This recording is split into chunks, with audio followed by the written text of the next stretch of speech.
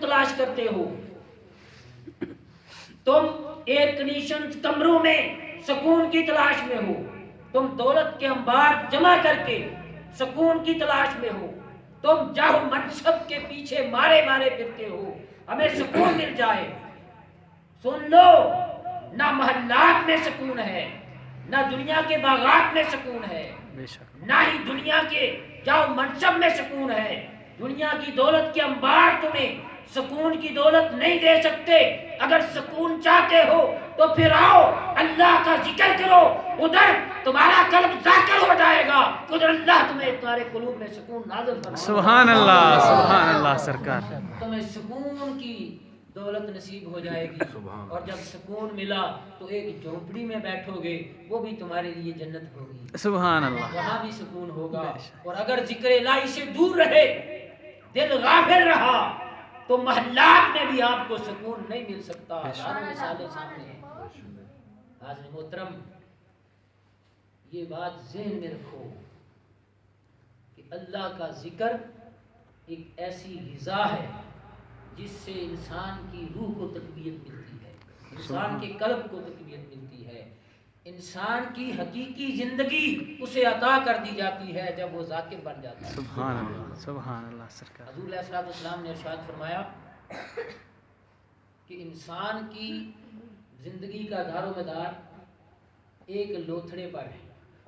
اگر وہ لوتھڑا زندہ ہے تو بندہ مزار میں ہے تب بھی زندہ ہے، اور اگر وہ مردہ ہے تو بندہ بول بھی رہا ہے، دیکھ بھی رہا ہے، سن بھی رہا ہے، چل بھی رہا ہے، کام بھی کر رہا ہے، محنت بھی کر رہا ہے، مزدوری بھی کر رہا ہے، دوڑ بھی رہا ہے، سفر بھی کر رہا ہے، الغرض کبھی کدھر پھرتا ہے، کبھی کدھر گھومتا ہے، بظاہر نظر آ رہا ہے کہ اس میں زندگی ہے، اس میں جان ہے، یہ چلتا پھرتا ہے، حرکت کرتا ہے، لیکن فرمایا حقیقت میں مردہ ہے۔ ایک طرف اللہ کا ذکر کرنے والا ہے، اس کا دل زندہ ہو گیا، وہ ظاہر حرکت نہیں کرتا، اس کی آنکھیں دیکھتی ہوئی نظر نہیں آتی، کان سنتے ہوئے نظر نہیں آتے، قدم ہل نہیں سکتے، ہاتھ چل نہیں سکتا۔ تاجدار کائنات فرماتے ہیں وہ زندہ ہے، کیونکہ وہ فرمایا وہ لوٹنا دل ہے۔ اگر دل زندہ ہو گیا تو پھر انسان ہمیشہ کی زندگی پا گیا۔ دل مردہ رہا، جہاں پھرتا رہا پھر بھی مردہ رہا۔ اللہ،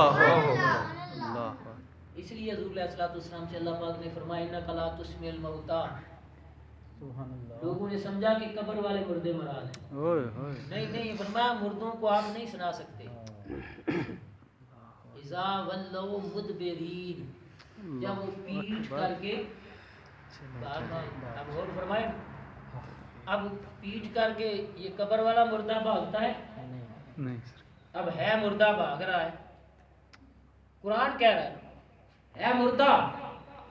فرمایا تم مردوں کو نہیں سنا سکتے، ہے وہ مردہ لیکن پیٹ کر کے بھاگ بھی رہا ہے۔ اذا ولوا مدبرین، عجیب بات ہے مردہ بھاگ رہا ہے پیٹ کر کے۔ اللہ اکبر سرکار، کیا بات۔ اب قرآن سے ثابت ہوا کہ زندہ وہ ہے جس کا دل زندہ ہے، اور جو زندہ ہے وہ تاجدار کائنات کی طرف پیٹ نہیں کرتا۔ اللہ اکبر، بے شک وہ حضور کا بے ادب نہیں ہو سکتا۔ پیٹ کرنا بے ادبی ہے، پیٹ کرنا بے ادبی ہے۔ وہ حضور کی طرف پیٹ نہیں کرتا جو زندہ ہو، بے شک، وہ حضور کی بے ادبی نہیں کر سکتا جس کا دل زندہ ہو۔ اس لیے کہ انوار و تجلیات قلوب میں اترتے ہیں، جسم پر نہیں اترتے۔ سبحان اللہ، اگر قلب زندہ ہو جائے پھر جسم پر بھی اس کے اثرات ظاہر ہوتے ہیں۔ سبحان اللہ، بے شک سرکار۔ رسول اللہ کا نور ان آنکھوں سے نظر نہیں آتا، وہ دل کی آنکھ سے نظر آتا۔ سبحان اللہ، سبحان اللہ سرکار۔ اس لیے ہم آنکھ والا تیرے جوبن کا نظارہ دیکھے، دیدہ کوٹ کو کیا آئے نظر کیا دیکھے۔ اللہ اکبر، سبحان یہ اللہ۔ دل کو زندہ کرنے کے بعد مقام مصطفیٰ کی بھی خبر ہوتی ہے، اور یہ بھی پتا چلتا ہے کہ رسول اللہ کا احترام ہے کیا۔ سبحان اللہ۔ اور یاد رکھو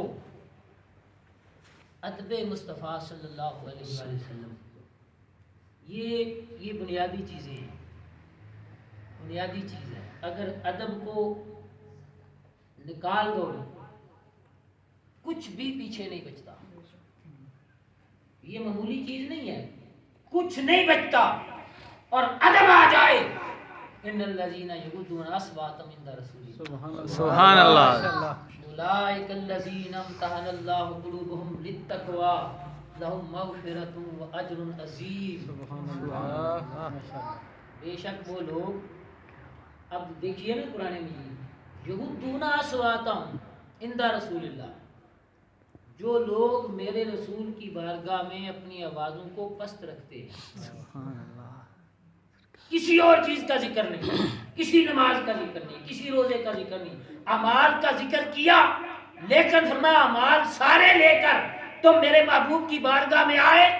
ابو بکر، عمر، عثمان و علی بھی سامنے تھے، جلیل القدر صحابہ سامنے ہیں، عظیم ترین لوگ سامنے ہیں، موجود ہیں. اول مخاطب وہ ہیں جن کے اعمال میں شک نہیں، بے شک جن کے اعمال قبولیت کی معراج کو پہنچے تھے، اللہ جن کا ذکر قبولیت کی معراج کو پہنچا تھا، بے شک وہ لوگ موجود ہیں سامنے. انہیں خطاب کیا گیا یا ایھا الذین آمنوا. پہلے اول مخاطب تو وہی ہے نا. بے شک نہ ان کے عمل میں شک تھا، نہ اعمال کی قبولیت میں شک تھا. قبول ایمان والے، مقبول ایمان والے، کامل ایمان والے اول مخاطب ہیں، وہ موجود ہیں. رب کائنات نے فرمایا اے ایمان والو، یہ نہ سمجھنا کہ اپنے نماز پڑھ لی، روزہ رکھ لیا، حج کر لیا، زکوٰۃ لے لی، قرآن مجید کی تلاوت لے لی، اب اعمال صالحہ ہمارے پاس موجود ہیں، بخشش کے لیے کافی ہے. فرمایا نہیں نہیں، سارے کے سارے اعمال تمہارے پاس موجود ہوں، میرے محبوب کی بارگاہ میں آؤ، تمہاری آواز میرے محبوب کی آواز سے اونچی ہو گئی. انت بتا اعمالکم وانتم لا تشعرون. تمہارے سارے اعمال خبت، اور اعمال ضائع کس کے ہوتے ہیں؟ مسلمان کے اعمال ضائع نہیں ہوتے.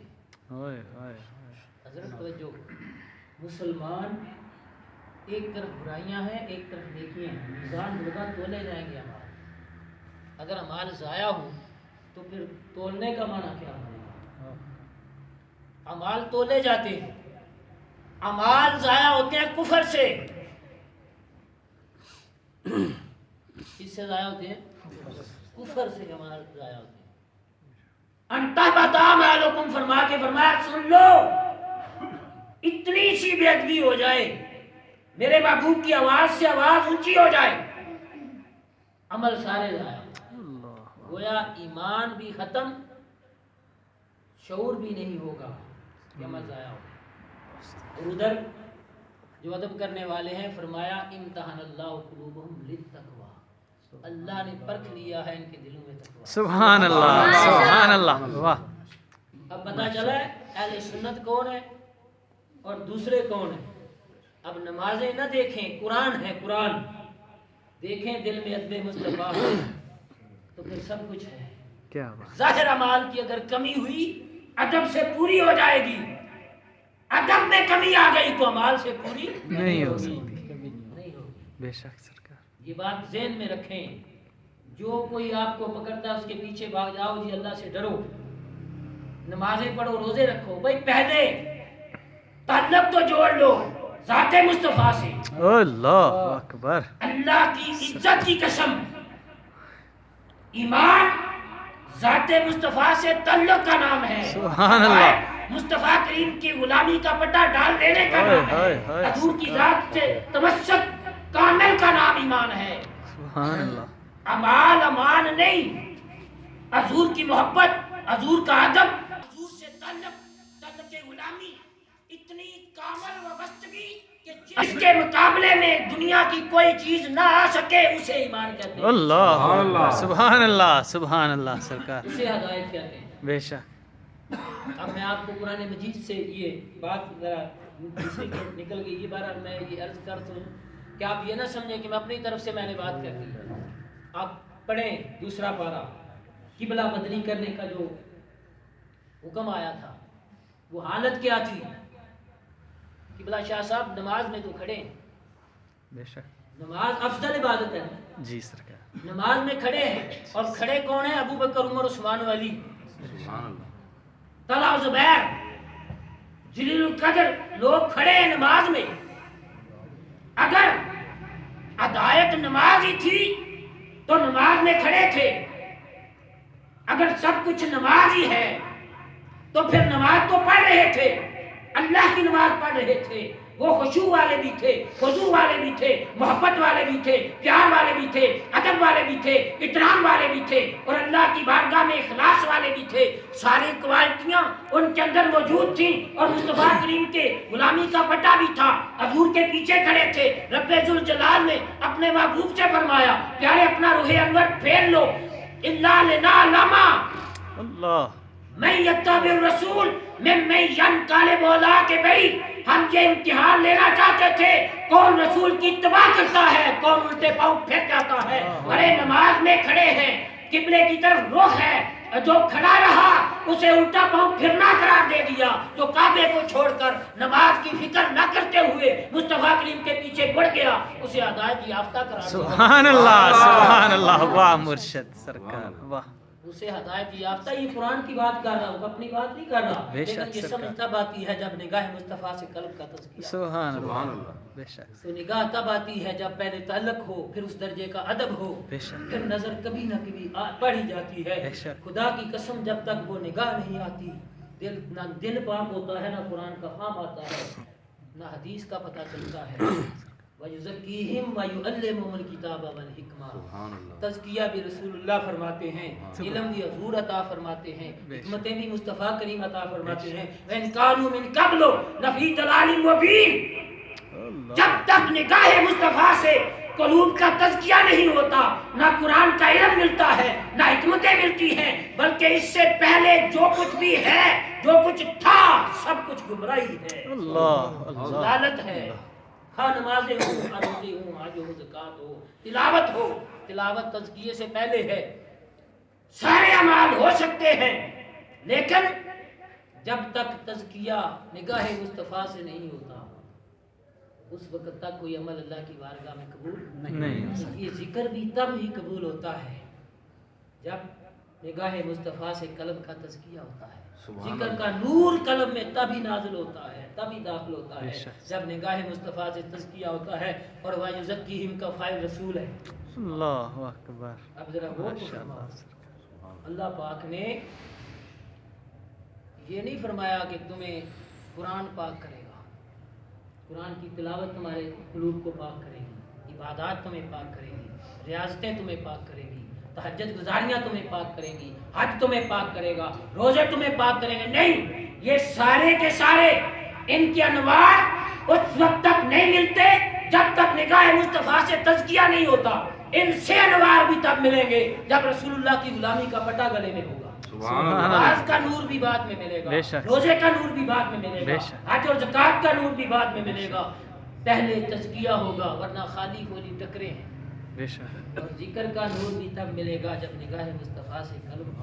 सुभान अल्लाह। सुभान अल्लाह, वाह। और वो निगाह किस तरह आती है?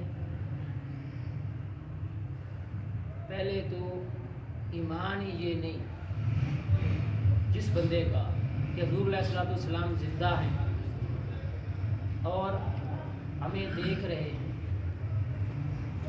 उस पर निगाह कैसे आएगी, अल्लाहु अकबर। कैसे पाक होगा?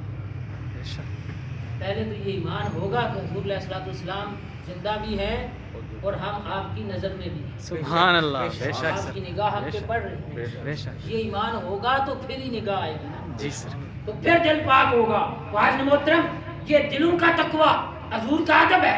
तो जब ज़ाते मुस्तफ़ा से तल्लुक भी हो, हजूर का अदब भी कमाल दर्जे का हो, और फिर बंदा अल्लाह की बारगाह में बैठे और फिर अल्लाह का जिक्र करे, तो कल्ब में अल्लाह के नूर का जो अनवार हैं, अनवारों तजल्लियात हैं, वो बंदे के कल्ब में आती हैं। जब आती हैं, कल्ब मुसफ़ा भी होता है, मुजल्ला भी होता है। जब कल्ब साफ होता है, फिर कल्ब से नूर की शुआएं निकलती हैं, दिल की आंखें खुल जाती हैं। जब दिल की आंख खुलती है, पहले पर्दे में होता है, हिजाब में होता है, शक में होता है, लेकिन जब निगाह मुस्तफ़ा से दिल पाक होता है, तो फिर जलवा यार भी नजर आ जाता है। अल्लाहु अकबर।